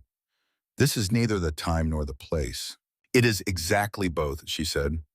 "Mr. Hargrove, I am going to speak to you now in front of these gentlemen, and you are going to listen because the alternative is that I do not speak and the letter already on its way to Mr. Alfred Dunlap of the Philadelphia Inquirer is published in the February edition. You know which letter, you know the date, you know the names. I trust you recall the amount." Silas Hargrove's face did not change, but his right hand, which had been holding his hat, opened and closed once. "This is a bluff," he said. "No, sir," Eliza said. "It is not. The originals are in the safe of this town's telegraph office behind us, sealed in oilcloth and signed by 4 witnesses. A telegram advising Mr. Dunlap of their imminent arrival has already been sent. If any harm comes to me, or to the 3 men standing behind me, or to any member of the community of Copper Creek, the letters go out on the 1st of February. If I live quietly in Montana under the name, I intend shortly to take, and if no person in your employment troubles me or mine, the letters stay in the safe until the day I die. On that day, they will pass to my lawyer in Denver, who will continue the arrangement with my heirs." Hargrove's eyes moved to Everett. "And you," he said. "My name is Everett Cobb. I live 40 miles north. Miss Whitmore is under my roof. She will shortly be under my name. If you have business with her, you have a business with me and with my brothers who are standing behind me." Hargrove considered him for a long beat. Then he looked back at Eliza. "Your father will disinherit you," he said. "I have already been disinherited in every way that matters. My father may keep his money. You will never return to Philadelphia. I will never need to. You are throwing your life away, Miss Whitmore, for 3 cow herds on a mountain." Eliza smiled then. It was the first true smile the brothers had ever seen on her face, and it was a thing of extraordinary force, the kind of smile that begins in the eyes and warms the whole room. "Mr. Hargrove," she said, "I am not throwing my life away. I am spending it on men who keep their word." Hargrove did not answer. He turned. He walked out of the dining room. 10 minutes later, his 2 rough men and Thaddeus Pell followed him out. In a quarter of an hour after that, the stage that had brought him in turned around in the street and headed back south toward Bozeman, with all 4 of them aboard, and Silas Hargrove was never seen in the Montana Territory again. They rode home in silence. It was dusk when they topped the last rise above Black Ridge Hollow. The cabin was below them in the valley, the smoke from the chimney rising straight into the cold, still air. Everett reined his horse in. He did not look at Eliza. He said quietly, "Miss Eliza Whitmore." "Yes, Everett. Marry me." She looked at him across the 2 feet of cold air between their horses. "Yes." "At the church in Copper Creek." "Yes." "Before Christmas." "Yes, Everett." "Holden." "Ev." "You will stand with me." "I will." "Rowan." "Yes, Ev." "You will walk her down." "I will." They rode down into the valley, and the lamp was already burning in the window of the cabin because no one had thought to put it out that morning, and no one needed to now because they were home. 3 nights before the wedding, Everett asked Eliza to come with him down the hallway. He had not been inside Ruth's room since the night he had opened the door and stood in his threshold. He wanted her with him when he went in. They went down the hall together. He turned the handle. The door swung open on hinges that had been oiled by Rowan the week before without being asked, and the room was as it had been left 4 years earlier.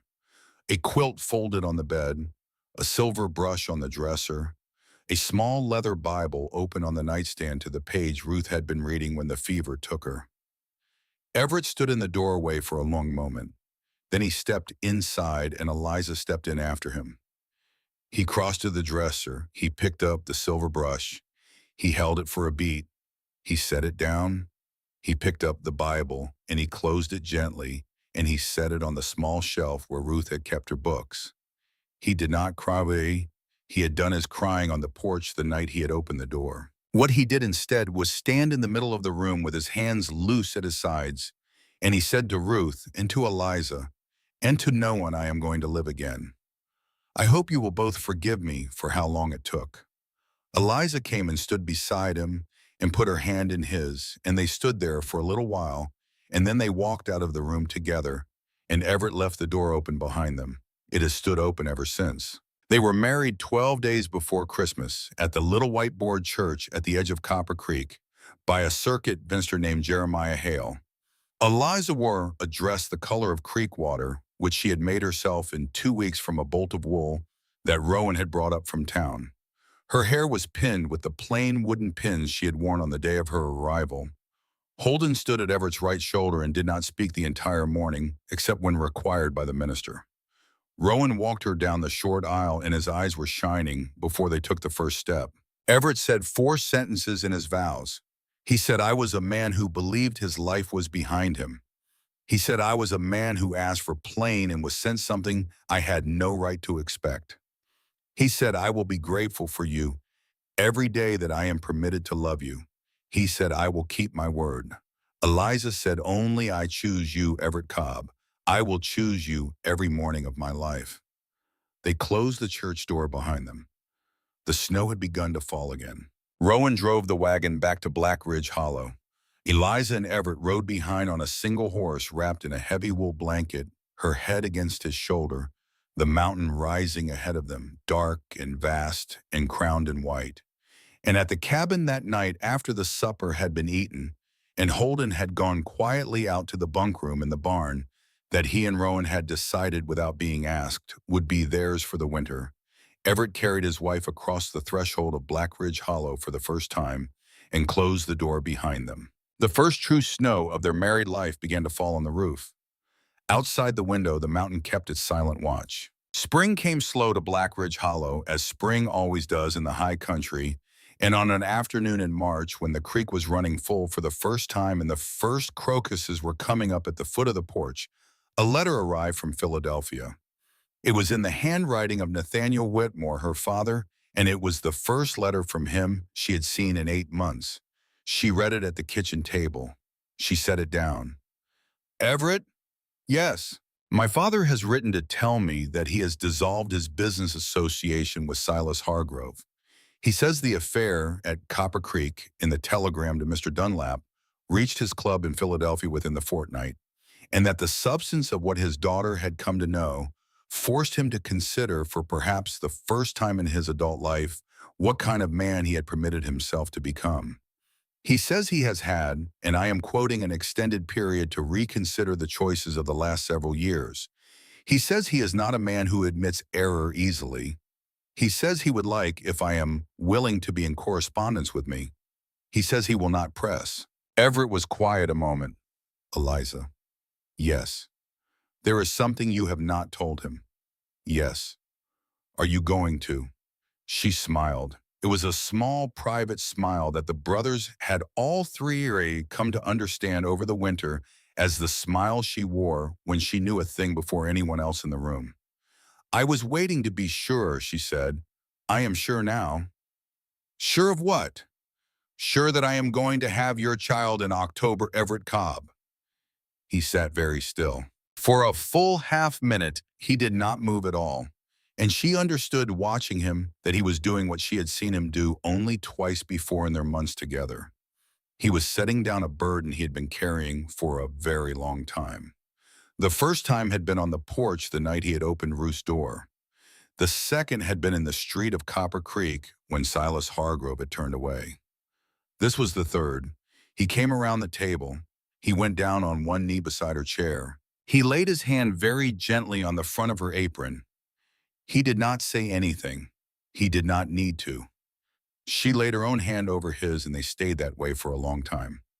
That evening, when Holden came in from the barn and Rowan came in from the smokehouse, and they all four sat down to supper, Eliza served out the stew, and she sat down and she said in her ordinary voice, "Gentlemen, we are going to need to build a cradle before October." Rowan dropped his spoon. Holden looked at his brother Everett with something in his face that had not been in that face in any of the 4 years since Ruth's death. "Ev, Holden, is she?" "She is." Holden sat back in his chair. He looked at the ceiling beams. He looked back down at his plate. He picked up his spoon. He set it down again. "Well," he said. "Yes," Everett said. "Well," Holden said again. And Rowan very softly said, "A cradle. I can build a cradle. I have wanted to build a cradle in this house for 10 years." The boy was born on a night in October when the first cold was coming down off the mountain and the leaves of the aspens behind the cabin were gold and black in the lantern light. Eliza labored through the evening and into the small hours attended by a midwife from Copper Creek, who had been brought up 3 days earlier and had been sleeping in the ledger room. Everett sat in the kitchen for 11 hours and did not sleep and did not eat and did not speak. Holden sat with him. Rowan paced. The first cry came at 4 in the morning. The midwife came to the kitchen door. "Mr. Cobb," she said. Everett rose. "You have a son, healthy, long as a yearling, lungs on him, your wife is well, tired and well. You may come in." Everett walked down the hallway. He went into the room. He did not come out for an hour. When he did come out, he was carrying a small bundle wrapped in the blue blanket Eliza had knitted through the summer, and his amber eyes were shining in a way that neither of his brothers had ever seen. And he walked to Rowan and he placed the bundle carefully into Rowan's arms. "Meet your nephew," Everett said. "His name is Ellis Cobb." It was Eliza's grandfather's name on her mother's side. She asked. I said yes. Rowan Cobb, who had been a man of few tears in 33 years, looked down at the child in his arms, and he wept without shame the way a man weeps when a long prayer is answered. Holden went out to the porch. He stood in the cold for a long time. When Everett came out after him with a second cup of coffee, Holden took the coffee and did not turn his head. "Ev." "Yes, Holden. 4 years ago." "I know. I did not think this house would ever hear a child cry." "I know, Holden. I am very glad I was wrong." "I am too." They stood together on the pitch and watched the mountain come out of the dark. Ruth Ann Cobb was born in January of 1882, and she was named for 2 women. She was a quieter baby than her brother had been, dark-haired with her mother's eyes. And Everett said to Eliza the night she was born that Ruth herself, wherever she was, would not have minded the name. Eliza told him she had thought so too, and that was all that was ever said about it between them. It was around this time that a new school teacher came to Copper Creek on a 2-year contract from Chicago. She was a small woman named Martha Holloway, with gray eyes and an iron back and a laugh that could carry across a pasture. Holden met her first at the autumn harvest supper of 1882 and did not speak to her a single word that night. He then rode 40 miles down the mountain every other Friday for 14 months to sit in the back pew of the little white church where she played the pump organ on Sundays. And Eliza, who had watched this from her own pew with her small daughter on her knee, had said quietly to Everett one Sunday in the summer of 1883, "Everett Cobb, your brother is in love and does not yet know it." Everett had said, "I know." Eliza had said, "Do you think she knows?" Everett had said, "Women always know first." And he had been right. Holden and Martha were married in the spring of 1884.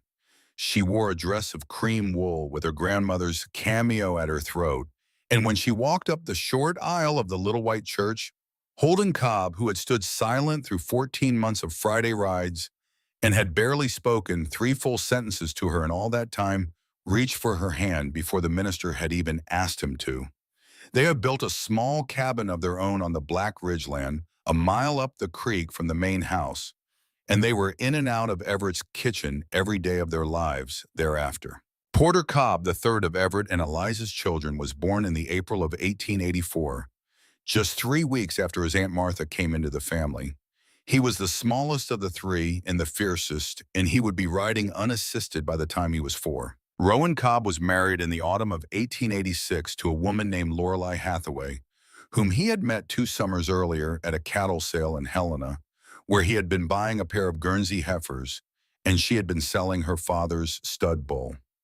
She was a tall, quiet woman with a gift for small, wild animals, and a way of sitting a horse that made Rowan tell Eliza afterward he had known before the bidding was over. The courtship took 2 years and was conducted almost entirely through the mail, in the small, thoughtful, careful letters that Rowan had always written. And at the wedding in the church at Copper Creek, Rowan wept openly from the processional to the recessional and would not be teased about it by his brothers afterward. He built a third cabin on the Black Ridge land in the high meadow under the pines. 3 brothers, 3 wives, 7 children eventually between them, and the whole of Black Ridge Hollow, a working humming place in the summer, a warm lamp-lit place in the winter. Nathaniel Whitmore never set foot on Black Ridge Hollow land, though he asked once in a letter dated the spring of 1883 whether he might be permitted to do so, and Eliza had written back gently that she was not yet ready to receive him. He accepted her answer the way a man accepts a sentence he knows he has earned. He and Eliza wrote to each other twice a year at Easter and at Christmas, and the letters grew slowly warmer over the seasons. He asked often in those letters after his grandchildren, whom he knew only by the small tin-type photographs Eliza sent him each Christmas, and he wrote to Ellis personally on the boy's 10th birthday, a letter Ellis kept in his desk for the rest of his life. When Nathaniel Whitmore died quietly in his library on a November morning in 1889, Eliza went to Philadelphia for the funeral alone and came back a week later, and she never spoke of the visit to any of the brothers, and they did not ask. She did, however, spend an evening at Ruth Ann's bedside that winter, teaching her daughter to sing in a language Ruth Ann had never heard her mother speak, and when Ruth Ann asked later whose song it was, Eliza said only, "It was my mother's." Montana became a state in the November of that same year. The years rolled on, the way high country years roll, steady and hard and full of small and large things. A barn raising, a bad winter, a foal lost in a storm, a summer of drought, a summer of plenty. Ellis Cobb, tall at 14, riding alone down to Copper Creek for supplies for the first time. Ruth Ann at the piano. Everett bought her in Helena for her 10th birthday, playing by ear the tunes Eliza had taught her. And then as years do, they became many years. In the spring of 1899, 21 years after a stagecoach had led a young woman down into a dirt road with a leather bag in her hand, Eliza Cobb walked out onto the porch of the main house at Black Ridge Hollow with a cup of coffee in each hand. She was 43 years old. Her honey blonde hair was streaked with a soft silver at the temples, and she no longer pinned it up quite the way she once had. She still had her cornflower blue eyes. She still in the morning stood at the east window for a moment before she went downstairs, out of a habit so old she no longer remembered starting it, and she still sometimes without meaning to let her eye sweep the road. But the sweep was shorter now and less frequent, and it was only habit. Everett was already in the rocking chair he had built for her the summer Ellis was born. He was 56. His chestnut hair was threaded with gray, and he moved a little slower in the mornings, and his amber eyes had a small fan of lines at their outer corners that had not been there 21 years before. He took the coffee from her. She sat down beside him. Down in the yard, their youngest Porter was showing a horse to his Uncle Holden. Holden's hair had gone fully gray, but he stood as tall as he ever had, and when he laughed at something, Porter said the laugh carried up to the porch the way a good laugh always had, with Holden, even when he had barely known how to do it. Rowan came out of the high meadow on his own horse waving. He was leading 2 of his own boys, neither of them quite tall enough yet to match their father, but getting there. Ellis, who was 19 and going to Yale in the autumn, came out of the barn with Ruth Ann, who was 17 and had her mother's hands at the piano, and the 2 of them waved up to the porch. Eliza lifted her cup to them. Everett did not move. He was watching her. She turned her face to him. "What?" "Nothing." Britt, I was thinking. About what? He looked out at the pasture. I was thinking he said that a stagecoach stopped in a dirt road on a September afternoon in 1878, and a woman stepped off of it with a leather bag, and the whole of this was folded up inside that bag, the way a whole field is folded up inside a single handful of seed. Everett, yes. Are you telling me you are sentimental at your age? I am telling you, Mrs. Cobb, that I am grateful. She took his hand on the arm of the rocking chair. His fingers closed around hers. They had closed around hers on one porch rail or another for more than 2 decades now, and it was a gesture so familiar that she no longer noticed when it happened, and she noticed only when on rare mornings it did not. Everett Cobb. Yes, ma'am. We built this together. We did. You and me and your brothers and the mountain and the winter and a dozen hard years. Yes. And it was worth every one. It was. Down in the yard, a grandchild, Porter's oldest, came around the corner of the barn at a run and shouted something neither of them could hear. And Porter caught the boy up and swung him around. And the boy's laughter carried across the yard and up to the porch, and the mountain above them caught the morning light and held it the way it had been catching the morning light for 10,000 years before a stagecoach had ever stopped in its shadow. Eliza set down her coffee. She took her husband's hand in both of hers. A man keeps his word, she said softly. Yes, Everett said. Winter always ends. Yes. You are home now. I am. We built this together, Everett Cobb. We did, Mrs. Cobb. We surely did. Down the valley, a door opened and closed. A dog barked. A horse whickered. Somewhere a child called for its mother.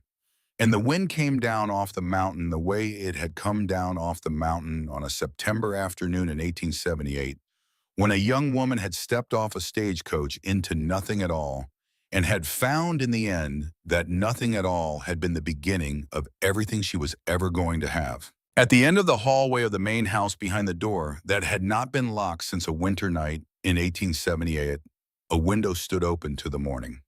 The room inside was bright. A vase of wildflowers stood on the dresser. A piano. Ruth Ann's piano stood against the south wall because the piano had turned out to have its best sound in that room, and Ruth had been a woman Everett believed who would have liked to hear a piano in her old room. Somewhere far off, an old dog barked. Somewhere closer, a kettle began to whistle. And on the porch of Blackridge Hollow, under a sky as wide and blue as the first sky she had ever seen over these mountains, Eliza Cobb closed her eyes for one long beat, and then she opened them and she smiled at her husband, and the morning went on.